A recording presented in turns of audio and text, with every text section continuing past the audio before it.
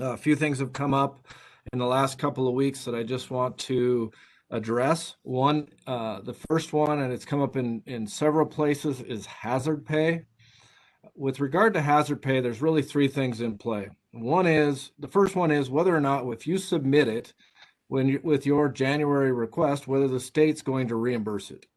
The answer we have gotten on that is they are not going to reimburse it. So it's not a CARES eligible expense from Treasury's guidance or the state's allowances that they've said they will pay you back for. But all your other reimbursement dollars that you've gotten for other things, for other payroll, for other expenses that you've had, once they hit your coffers, those are your dollars.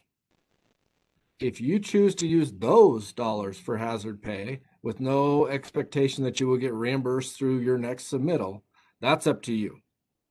Here's my caution. Then the third thing, just because you can, and there's probably not any specific rules against it, and I'll defer to Mackenzie, doesn't mean it's a great idea to set the precedence within your county. That's an HR question, and we would ask that you, before you decide to pay hazard pay, that you reach out to Mackenzie and hopefully find the path of least resistance to do that.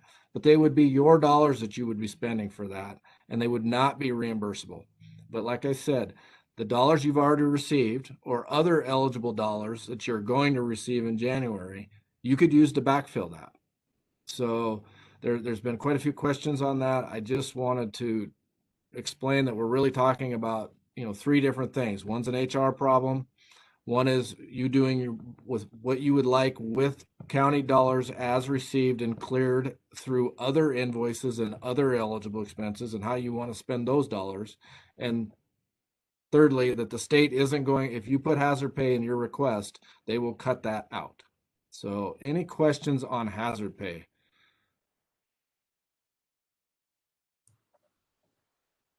Okay. Second thing is, we're still on pace. No changes in the January request guidelines. They'll open it on the 11th, I believe. Keep it open for 10 or 11 days. Please be prepared to submit.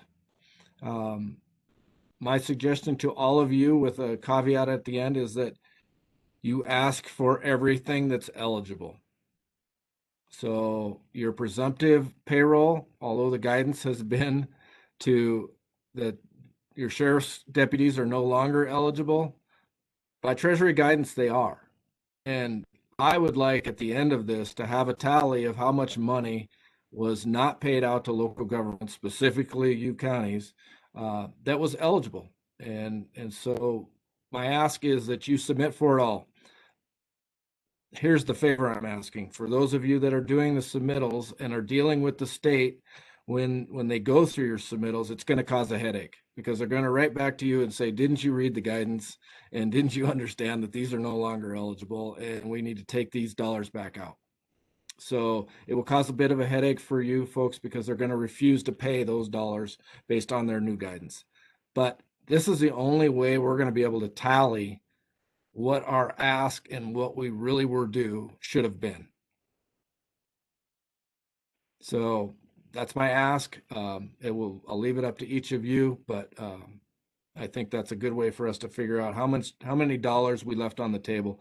We won't know on pre-approved stuff, the bigger expenses that were just left because you didn't want to take the risk, but we should get a pretty good handle on what we left on the table from presumptive payroll. Is anybody out there having any issues or concerns with something that was pre-approved prior to the change in the guidance, and they either have said no to, or that you're concerned with, and you haven't got a follow-up affirmation of pre-approval? Jason, we have a question that came in. Says, so do law enforcement detention and dispatch for your tally of these dollars? Yes, do it just like you would of the last time, but for the November and December payroll as well. They're going to kick it out. They're going to write you and say, didn't you read? You can say, yeah, we read, but these are eligible expenses, and we wanted you to know that you didn't pay them.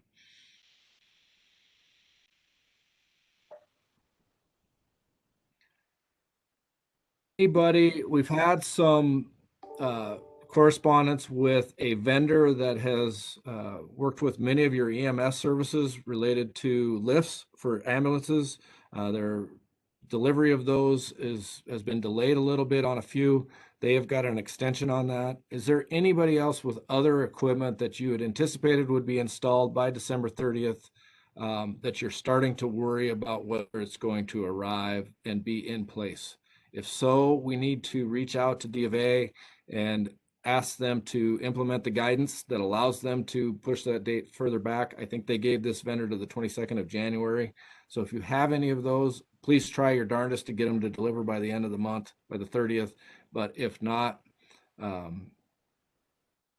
please reach out to me and let's get in front of D of A and get a permission slip to come in later. I see Mr. Butori So we have has a a question. Yep. Dale has a question. So Dale, do you want to unmute?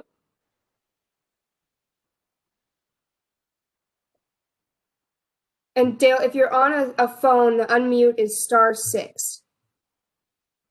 If you're not on the phone, your unmute is either at the bottom of the screen or next to your name in the participant panel. I got it. Can you hear me now? Perfect. Jason, I haven't heard yet on that pre-approval that we had for Little Beaver Conservation District.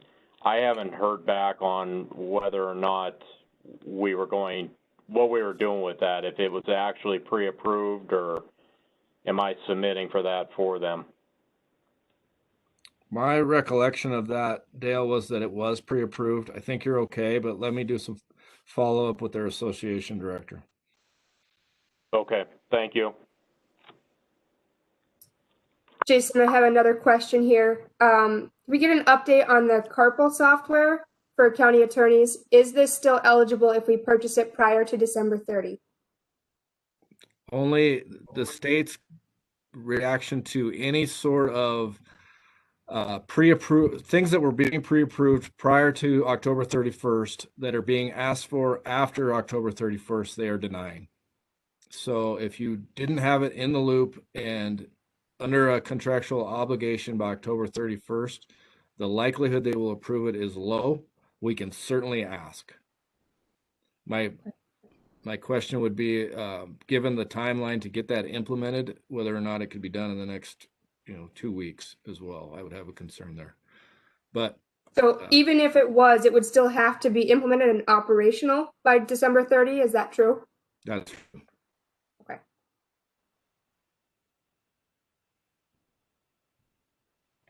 Okay, I think we're caught up then. Okay, I'll let you guys think of other CARES questions you might have. In the meantime, I'm going to give you sort of a synopsis of what we think is a possible likely scenario for new relief. And then I'll give you some less likely things. So the package that Eric just sent me looks like it's about 748 billion. I don't want to round to 750 because that's $2 billion. That's a lot of money. 300 billion would go to SBA. $300 per week in unemployment till the end of February. Stimulus checks up to $600 per person based on income. $3.4 billion to states and localities for vaccine distribution. $7.2 billion for testing and tracing. $2.7 billion for CDC vaccine distribution infrastructure. Great, lost it.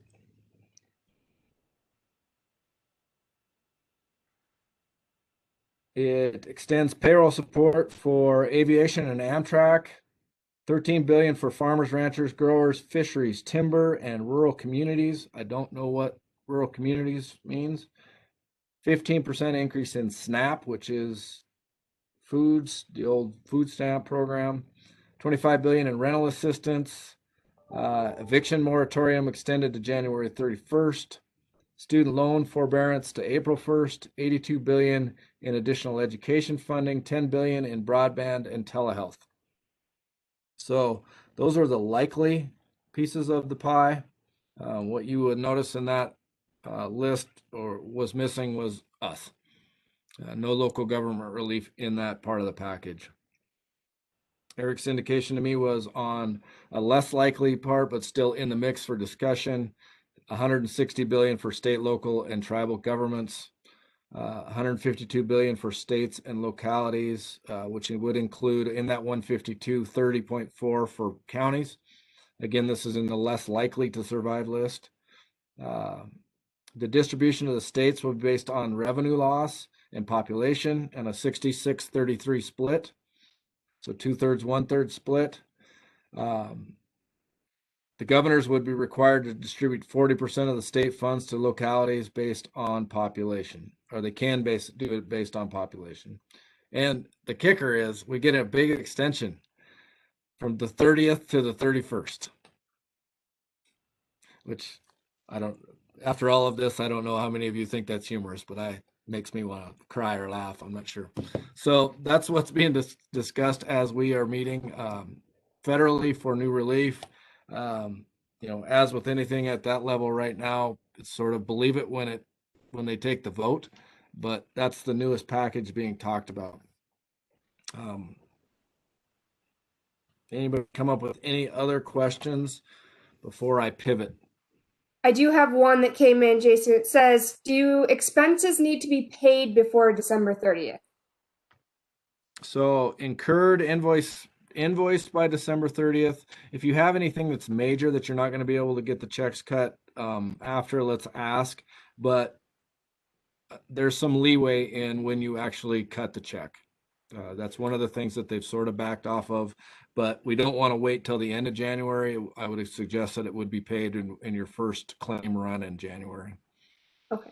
So just kind of a synopsis then, the things that are going to be eligible need to be contracted for, delivered, and invoiced before the 30th. And then there's a little bit of lag time for actual those payment. things. Okay. And then cost so now incurred. You need to the cost has to have been incurred by December 30th. Okay. And the 31st is not in play yet, so don't at this moment our deadline is still the 30th. Okay. So and that's true with payroll as well? That is true with payroll, all of it. Okay. Okay. Vicki, were you one that we asked for pre-approval prior to the 13th?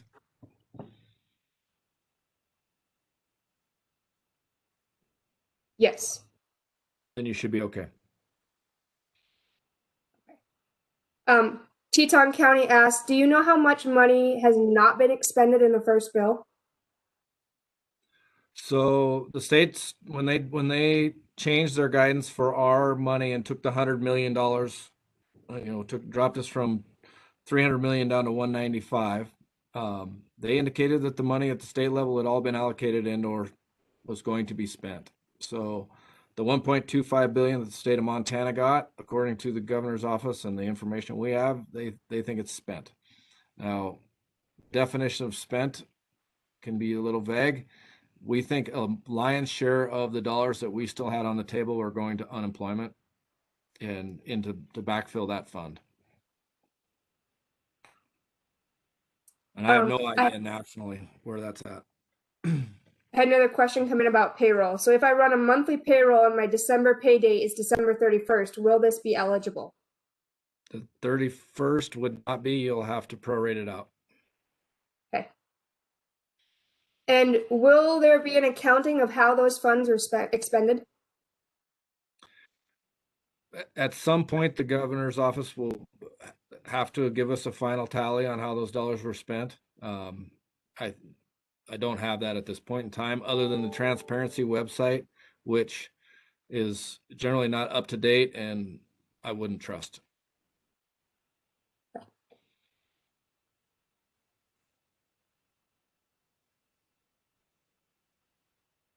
Yes, I think we're going to find out where all the money went at some point. I just am not sure we're going to find out exactly where it went until it's too late for us to throw a fit about where it went.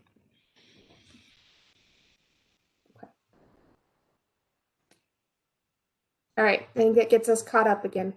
Okay, so given that, December 30th is nearly upon us, and at this point we don't have any new CARES dollars imminent, we thought we would start to pivot these conversations to not only CARES Act updates, but also legislative updates. And so I'm hoping that you folks will find some interest in that. For the board members on the call, I apologize, it's going to sound awful familiar to what we discussed at the board meeting yesterday or the day before. But we thought we'd use this as a great opportunity to keep you informed as the session goes on. So we're going to keep these scheduled, assuming you folks have interest in us doing that. We'll use it to update you on legislative stuff, care stuff, and whatever else is happening in our world, and so that we can just improve our communication with you. So I know that some of you were not in on the membership meetings, the annual meetings, and/or are not on the board. So I'm going to try and explain some of these bills. I'm not going to go into too much detail. If any of them grab your attention and you're interested in having a more in-depth conversation, reach out to me directly. If I get into them in detail, we'll be here for a couple hours. So I'm just going to go down my working list, which I don't know if you guys can see me. It's my chicken scratch list of sponsors and people I've called and when I asked for the bill title to be dropped, etc. But it's what I work off of. So we had two resolutions come out of Dawson County that were sponsored and passed by the membership. One of them will be carried by a new representative named Bob Phelan out of Glendive. It will allow for the assessment of operational expenses on water and sanitary sewer RSIDs. It will allow those expenses to be placed on the tax bill. Statute's not explicit to that. They can bill it out monthly now or quarterly now through a separate billing statement. That's allowed, but to put it on the tax roll is not. And obviously a lot of counties are not set up to do a monthly billing like cities and towns are for water and sewer. So they would like to get it explicitly allowed in statute to be able to put those water or sewer bills that they have for operational expenses on the tax assessment. To clean up, they're billing those folks already. They're paying the bill. They just want to administratively be able to do it differently. Also coming out of Dawson County was a request to remove the minimum appraised value for real property when it fails to sell at tax deed. So if you go to tax deed auction and you do not get bidders that meet the minimum appraised value, you can then enter in a negotiation with the buyer and sell that property at less than the appraised value. Moving on, Prairie County brought forward a resolution that would allow you folks as county commissioners or counties to designate federal funds to a special, so that you would not have those dollars taken off in prior year payments for PILT. So if you have, a $700,000 prior year payment for natural resources, that comes off your PILT payment. This would allow you to give it to a special district formed by you. It would not be able to be controlled by you. Can't be a quorum of the commissioners running the special district, but for a use that you find beneficial in your county. Some counties may elect to do this, some may not. But if you do it, you would free up for those additional, that $700,000 then would be back in your PILT payment and add those revenues to your county. As many of you know, Commissioner Devlin is neck deep in PILT all the time. He's figured this out through watching other states do it, and so that's a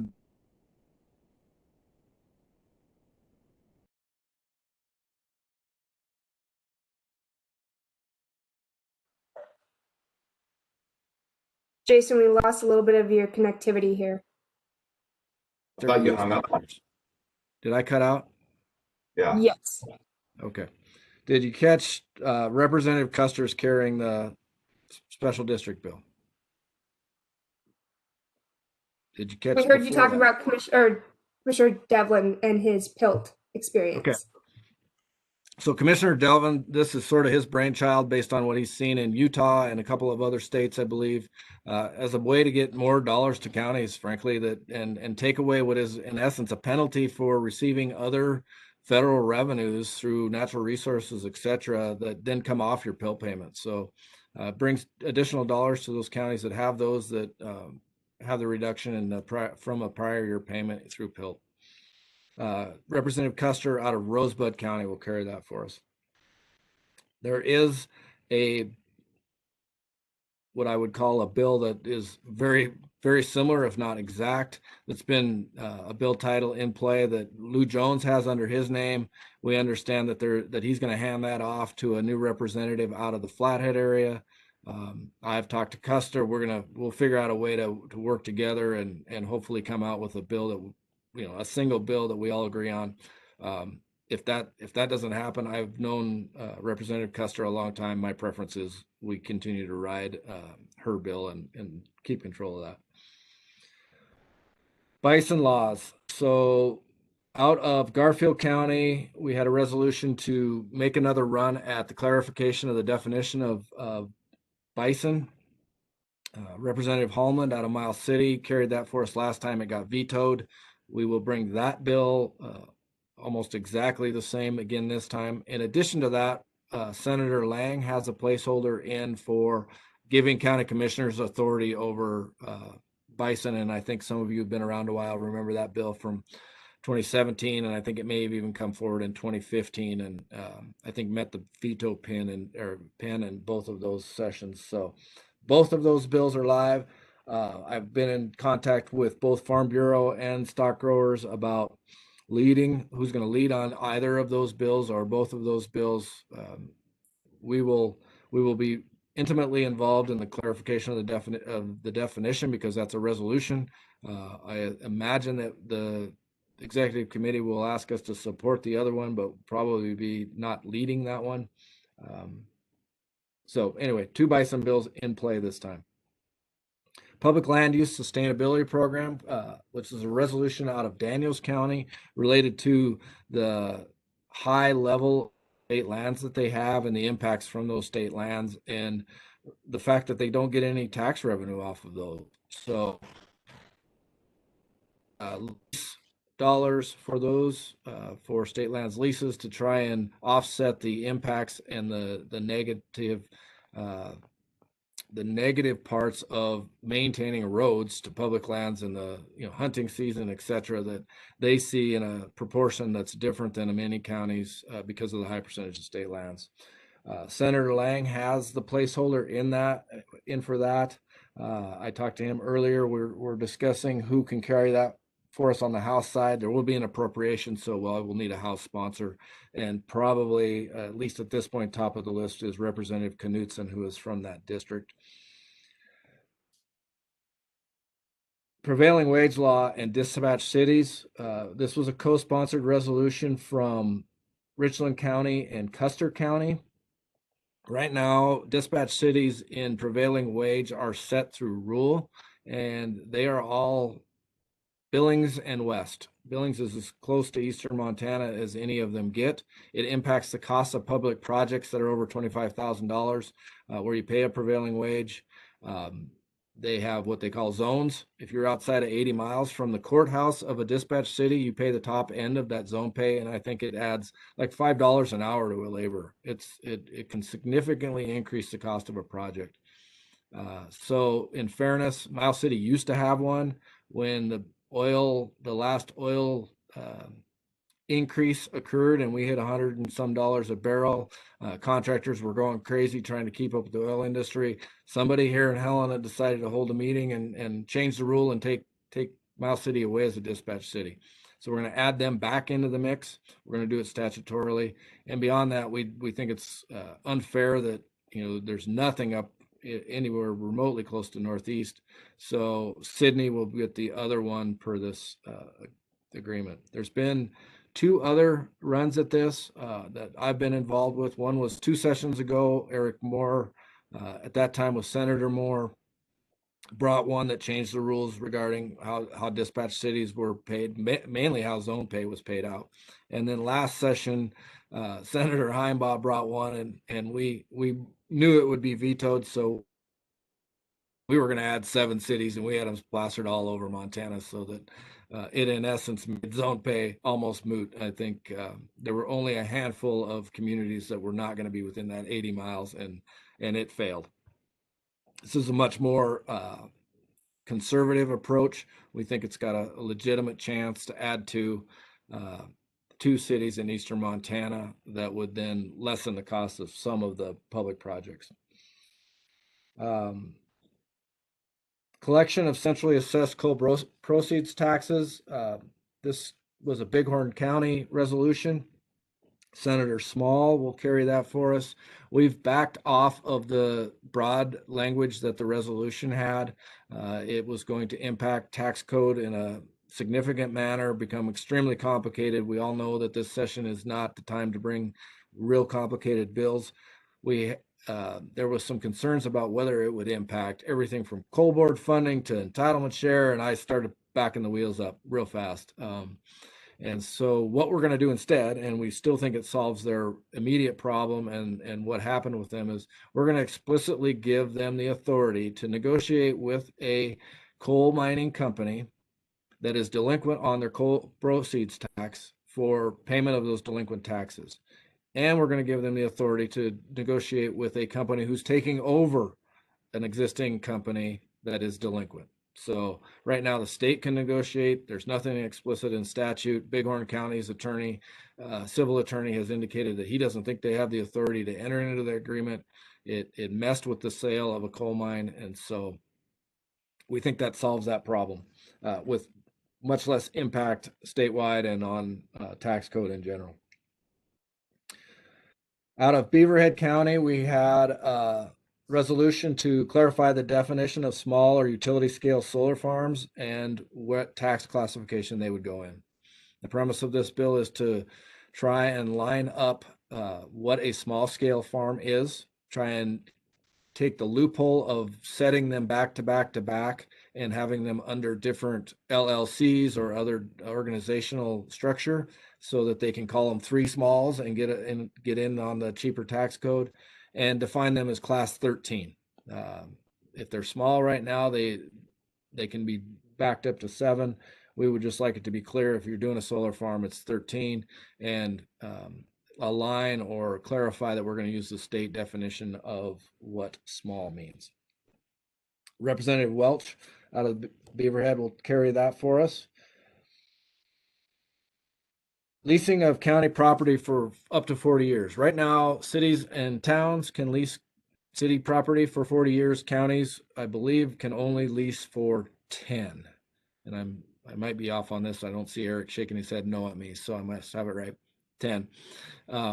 For 10 years, we want to align those 2 rules so that counties can lease for the same amount that cities and towns are. Where this comes into play is where you've got a piece of ground, you've got a developer that wants to do something good on it. For them to get payback period and assurances that they can recoup their investment, a 40-year term is more in the line of the latitude you would need. You don't have to give them a 40-year term, but you go up to a 40-year term. Representative Malone, who's a former county commissioner, Marty, will carry that for us. And Eric, as I get into your bills, you can jump in anytime if I'm messing them up. We have 2 bills related to mental health and involuntary commitment. One would allow for a temporary hold period. The other would allow 2-way audio video appearances by all the parties, so that they don't have to be in person, and we have less travel time with sheriff's departments taking folks across the state back and forth to make appearances. Both of those are getting carried by Representative Hamilton out of the Gallatin. Amending, we have a bill that would allow for your county offices to be outside of the county seat. So if you want to put your law enforcement center outside of the city limits of your county seat in a new building, that's not allowed right now. You would have to keep your sheriff's office in the county seat. This would allow you to locate them outside of the county seat. Senator Regier is carrying that for us.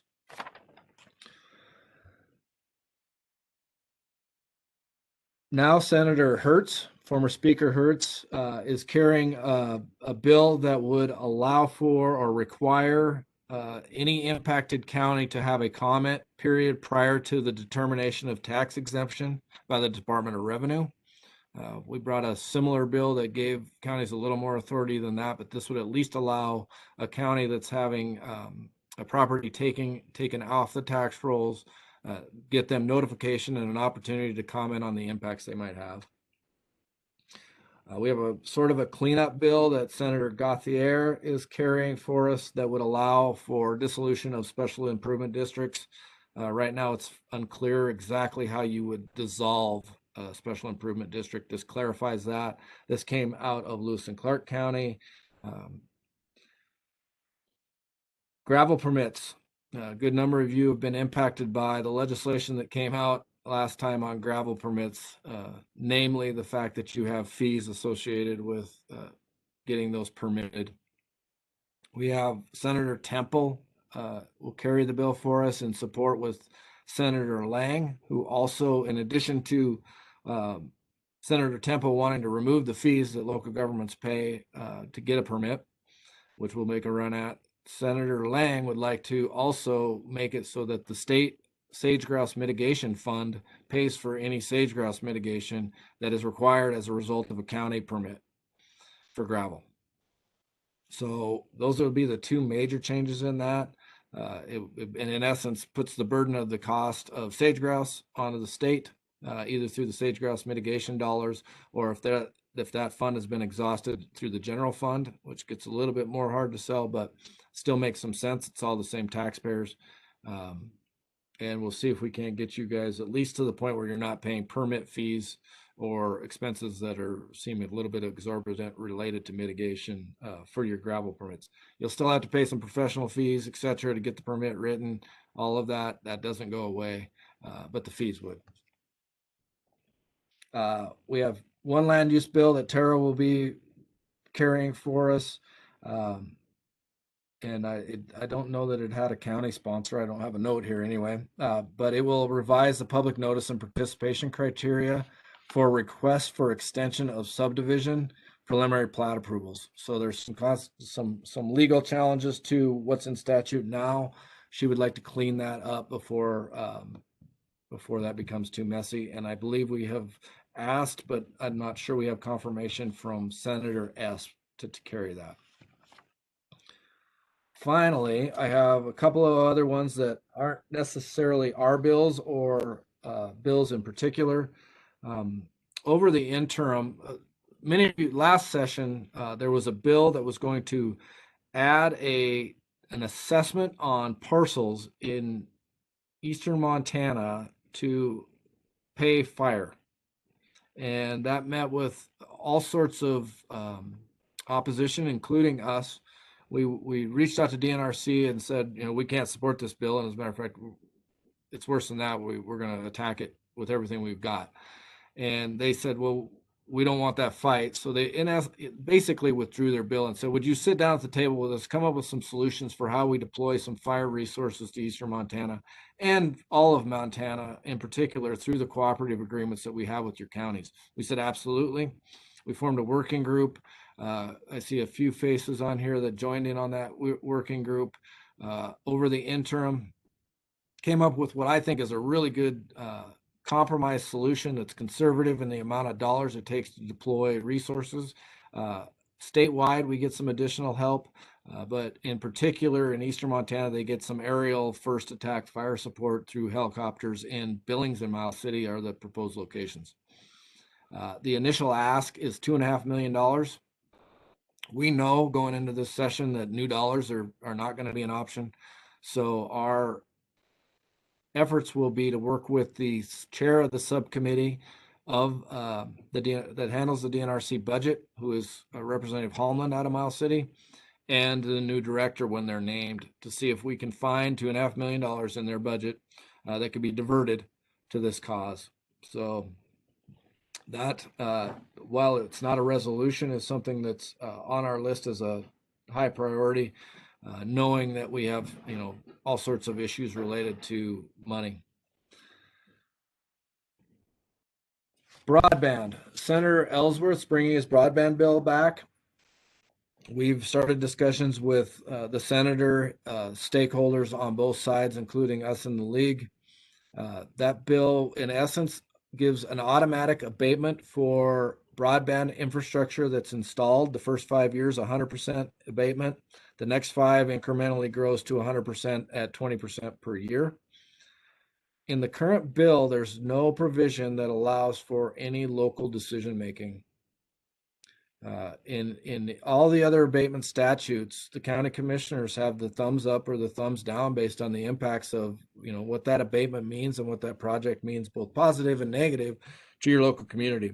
At this point, this bill has nothing in it that gives you, it's just automatic. So long as they reinvest the tax savings into more broadband, they get the abatement. We know this is a fast-moving train.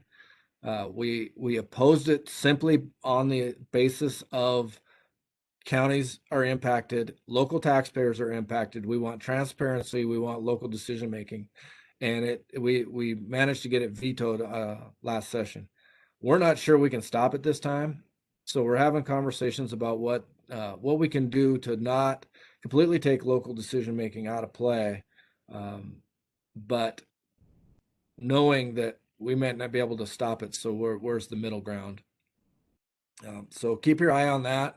We will be involved. We'll try and come up with some sort of a solution with the senator and the other stakeholders prior to the session so we don't end up in a fight.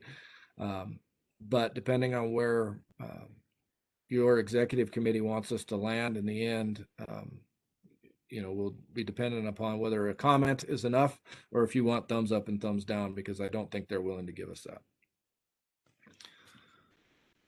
Obviously, entitlement shares top of our list to watch. The state's indicating a 13% reduction in revenue at this point. I'm hoping that the outlook on that improves as we move into spring.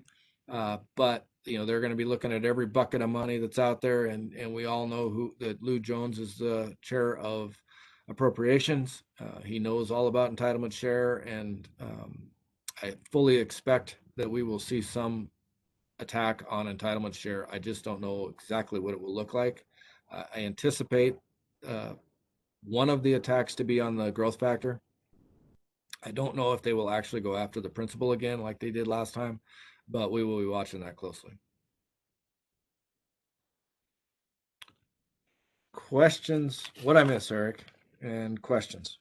I have 2 more just before we get into the questions, and they're relatively new, not MACo bills, but they have been in the pipeline, and we've heard rumors about them for a while now. Senator-elect Tom McGilvery has a special districts bill, and the intent, I think, of his special districts bill is to try and prohibit cities from doing those citywide special improvement districts to fund what some believe are core services, your parks maintenance district, or whatever the example might be that end up being citywide. But his bill draft shows and puts a provision in that says that special districts can't adjust assessments greater than half the rate of inflation, referencing back to 1510-420.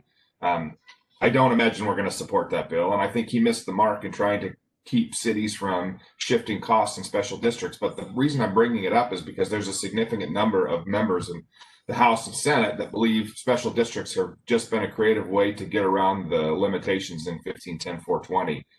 We tried to convince the legislature last session that that's not the case, but we were unsuccessful. And this is the first of a bunch of bills that I think are going to go to that issue directly.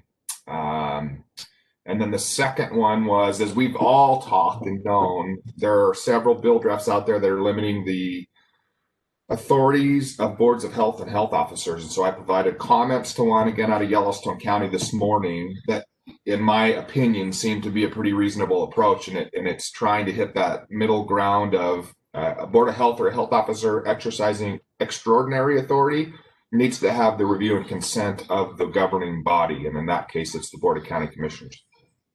There were some other provisions in that bill that I thought were a little difficult, and so I did provide comment in that there's still an issue with boards of health by statute being represented by the county attorney, and it still had some language, in my opinion, that compelled the county attorney to do certain things. So in terms of the autonomy of local elected officials, I've suggested that the Board of Health shouldn't be able to compel the county attorney to do anything. That if they wanted to do an enforcement action that needed to be litigated or get access to court for injunctive relief or things like that, they could submit to the county attorney, and the county attorney can decide whether they want to do that in consultation with the governing body. They also put a provision in the bill that said that in that language in Title 50 that said if a health officer requests help from law enforcement and law enforcement refuses, that the law enforcement officer is guilty of a misdemeanor and can be removed from office. They made that subject to review by the Board of County Commissioners. And I said, absolutely not. Does the Board of County Commissioners want to get into a position of removing elected sheriffs from office? That they need to focus their attention on something that's akin to due process or just cross-reference official misconduct. There's already a provision in place and there's already a statute in place. If a law enforcement official isn't doing their job, due process would allow and prosecutorial discretion would require some charging document, hearing in court, and ultimately a district court judge that would make that decision, not boards of county commissioners. So I'm hopeful that those will be amended as we move forward. But I'm putting everybody on notice that there are probably dozens of drafts of bills from all areas of the state trying to remove authorities from boards of health and health officers, and most of them will probably dump it right back in your lap. So I think with that, Jason, we can do questions. I do have one question that came in while you guys were giving those updates. Does anyone know if the Family Leave Act has been extended for COVID? No. No. If Mackenzie's on, she can fill us in, but we've been watching that. We've not seen any extensions coming forward. So that due to expire December 31st, I believe, is still in place. Oh, my camera's backwards. Sorry about that. You can see my dining room table. No, it hasn't been extended yet. So it is set to expire December 31st. I think it probably will be. And as soon as we get a notice that it does, we'll send out an update outlining what it looks like. Okay, great. Thank you. Okay, that gets us caught up for now for questions. So if you have a question, now is a great time. You can either put it in the chat box or you are welcome to unmute yourself. Again, if you're on the phone, unmute, it is *6 on your keypad. It looks like we do have somebody unmuted if you want to go ahead and ask your question. Yeah, I'm just waiting for a break, Ashley. This is Roman. We have a question in our room here regarding bills for Timber County. Are there any bills or ideas of trying to raise the tax on private timber lands as opposed to other categories of land? Private timber property pay a low tax. Any ideas on that? I've seen none, and I would be very surprised if any tax increase bill of any kind, maybe other than additional taxes or burdens on alternative energy. I'd be very surprised if anything other than that even gets out of committee. Yeah, I think options for increased taxes are on renewables and electric cars. Okay. And on the renewables, it would be the removal of any sort of perceived subsidies or tax benefit. And I don't know that they'll pass, but that will be talked about. Okay, thanks much. Ashley, I missed the first part because I was trying to pay attention to Commissioner Chilcott and his excellent conducting of the WIR conference call. I see he's on back with us now. But my point is, we had a couple inquiries from Blaine County, and I wanted to make sure that they either had their question asked and answered, or we can fully discuss what happens when CARES Act funds come back to the county and whether the governor's budget office still thinks they have control over your resources. Was that asked and answered? So that's how I led, Eric, but I think it's worth repeating. So give them your wound up version. So it'll be the calm version, because this is the new me being calm all the time. The state is issuing additional clarifying guidance about what's an appropriate use of CARES Act funding, but I think the state is missing the mark on the reimbursement program that they've created. When they give you the money through CARES Act as a CARES Act eligible expense and it comes back into your coffers, it's your money. And its use is not contingent on Treasury guidance, CARES Act stipulations or otherwise. You've passed that bar when they've given you the money as a reimbursement. So when the state says, the example that has come to mind the last couple of times, that there's an absolute prohibition in Montana on hazard pay, that is not true. The state does not have the ability to control your pay matrix, your pay plan, your collective bargaining agreement, or your use of those funds. The state can tell you that they won't reimburse you for hazard pay through their CARES Act funding, but the state of Montana cannot tell you how to pay your employees. State law does, collective bargaining agreements do, adopted pay plans do, not the governor's budget office.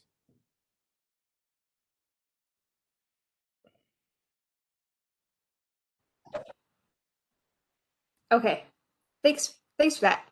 And I'm looking at the chat box and I don't see any new info or new hands up. So we have a little over 10 minutes left in our scheduled time. If you have questions, now is a great time to ask. Eric, do you have something else? Did you cover cybersecurity, Jason? I did not. Oh, I perfect. will also let you know, because I don't think you were on. I also put out a request to the folks on this that they submit for all eligible costs in the January submission, despite D of A guidance. Excellent recommendation. And just for your guys' purpose, we collectively would like to see the list of denied CARES Act eligible expenses when the dust settles on this whole process. Pointedly, I want to see that money, that roughly $100 million that was diverted from local government for pandemic response and dumped into other funds. I want to be able to compare legitimate uses of CARES Act funds, like your ambulance services, your emergency medical, your PPE, the things that are traditionally requested. I want to see a big group of those denied and contrast it to what the money was used for, but that'll come in the future. Cybersecurity. MACo received a grant award in October to try and help our member counties with enhanced cybersecurity. It is the issue of the day, and it's really important. You can recall back, I think, 2 MACo conferences ago when we had a presentation from Richland County giving us a heads up that cybersecurity was a significant issue and that our liability is pretty large in local government. The feds have recognized that. The State Disaster Emergency Services reached out to MACo to see if we would sponsor a grant application to try and beef up cybersecurity for our member counties. We received that grant. Art Pembroke is the person that we have hired on a term contract to deliver that out, both in-house to MACo and to all of our members. And you will start seeing outreach from him to coordinate what looks like a pre-security baseline assessment. It will require you county commissioners and leadership folks to get behind this as we roll it out to your counties. If you don't want to do it, we can talk offline. We have not targeted the 30 or so counties that we need to get implemented in the next 6 or 7 months. But if for some reason you don't want to do it, we can have that conversation. But the goal of this long term in a couple of years is to get everybody some baseline assessment for their cybersecurity risk and some ongoing training to help identify and solve gaps in that cybersecurity risk that's identified through that baseline. Again, the guy's name is Art Pembroke. He is a former IT director for a county. He has a great ability to communicate with elected officials and not be too techie, but also has that techie background. So the heads up, probably shortly after Christmas, he's going to start doing outreach to some targeted counties for implementation.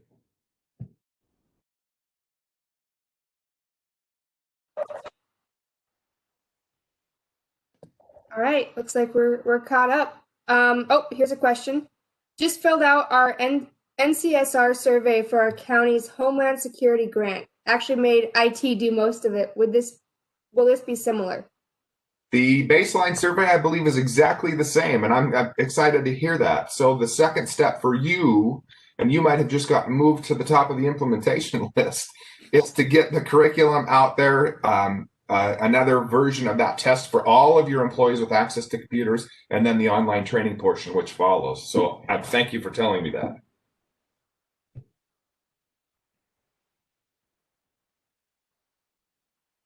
All right.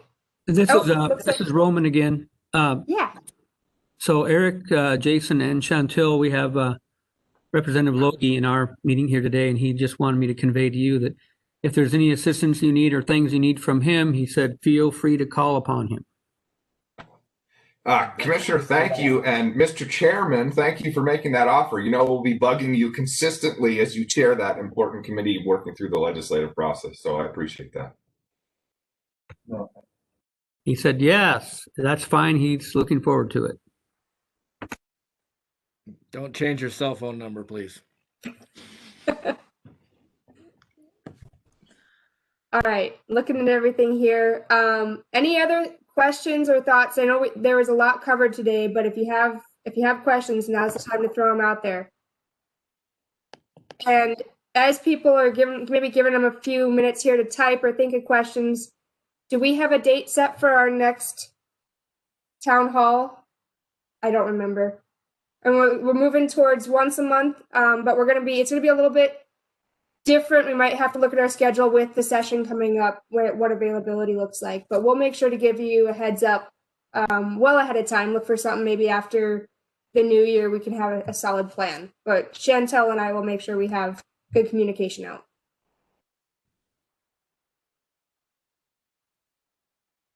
Okay.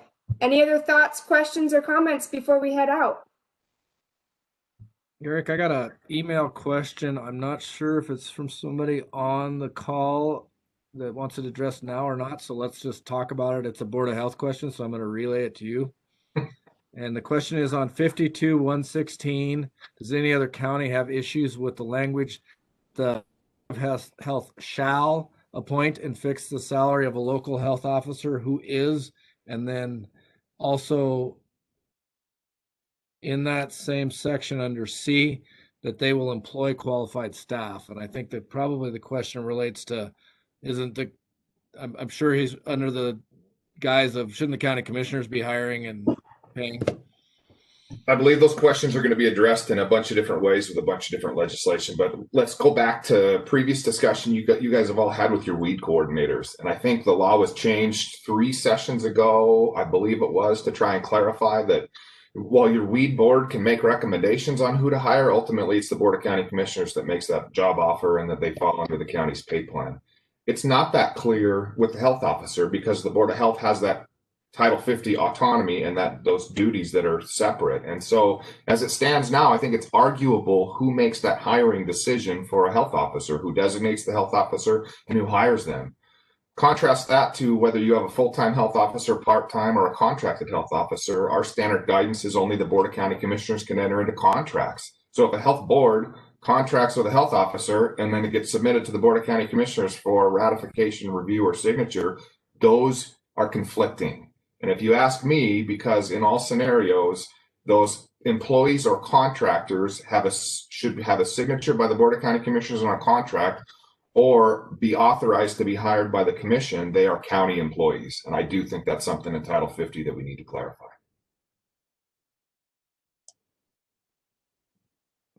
We ought to just make it so that the Board of Health has to all be elected officials and be done with this. That, Commissioner Briggs, will be an option out there. And I think that will be something the legislature will really have to wrestle with.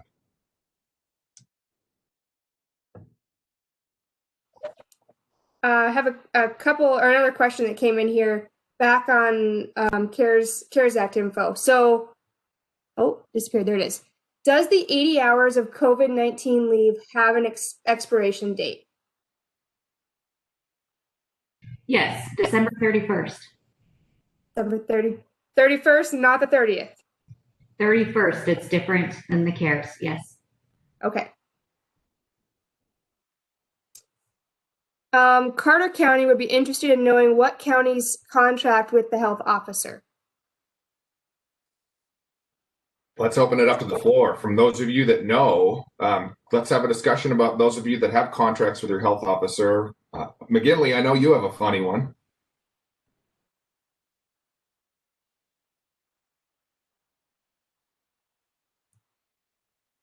What's that again, Eric? Talk to us about your contract with your health officer and who signs it and what the compensation is. Well, as far as we know, like right now, the health board hire contract with her for $100 a month.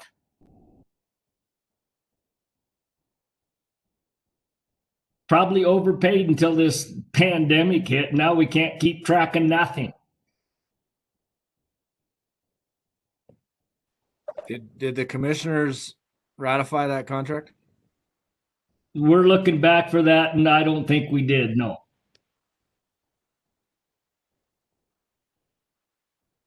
It's on the agenda for coming January to fix this stuff. Other people can weigh in too. I think I saw Commissioner McLean say that Hill County's in the same boat. It is all over the board, and it's all over the board probably for good reason, because local control has dictated the relationship between health officers, boards of health, full-time employees, part-time employees, and contractors. And they're all legitimate. But I would encourage all of you to start understanding the relationship between your health officer, your board of health, and the county, and see if you have by policy or by practice, try to clarify what that chain of command looks like, who ultimately can make those decisions to hire and fire, and who ultimately makes those decisions on pay. You should all start digging into your original organic board of health resolutions to find out.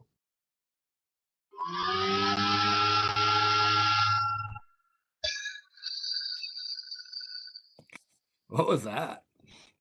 Do you see my hand? Somebody started their blender already. It's not even noon.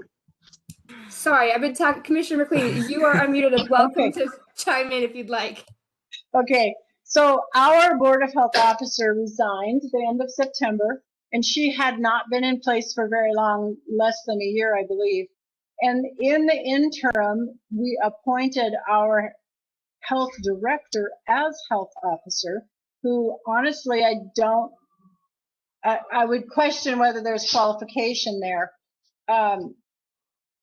But that I am going to propose that we try to put that out there to have someone else take that position again. And I might not be very popular doing that in our community. I don't know, but it is kind of a sticky situation, because that $100 a month was, pretty easy. And now going forward, if they change those wage requirements and that becomes a county employee, that is going to totally change that budget line. You know what I mean?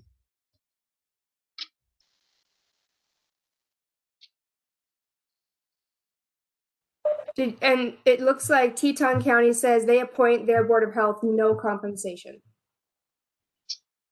Sweet.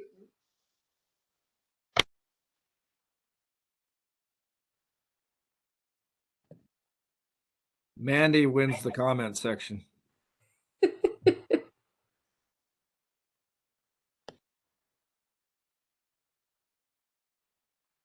All right, any other input or thoughts about the Board of Health? Anybody else want to chime in with what your county has been doing?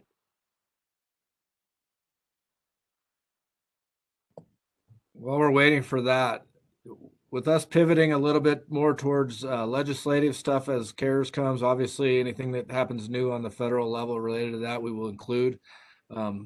We still want to keep doing this every couple of weeks? I think we were looking at once a month is what we're going to try to move to. And we can be flexible too. So after we get done with the session, maybe we can look at whatever makes sense and is valuable for everyone. We can definitely host. And just a reminder, everything has been recorded and is posted. Chantel has all of the recordings. They're also on the LGC website. So if you ever need to go back and look at that and can't find it, please feel free to reach out to one of us. We'll make sure you get it. And I quickly would like a straw poll on every 2 weeks or once a month. Those of you I can see, you can hold up a 2 or a 4, 4 being once a month. That's Chilcott and Strofe don't follow directions. In the chat, I'm seeing 2, 4, 2, either's good, 2, 4. It's pretty even. Okay. Well, we'll do at minimum once a month, and be prepared if we throw an extra meeting in because things are moving quickly. We'll do that. Sounds great. All right. Well, any other thoughts, questions before we head out for the day? Happy holidays. Merry Christmas, everyone. Merry Christmas. Merry Christmas, Happy New Year. We will be in touch just after the New Year with our next scheduled session. Thank you guys so much for joining us again, and we look forward to seeing you in the next several weeks. Merry Christmas, everybody.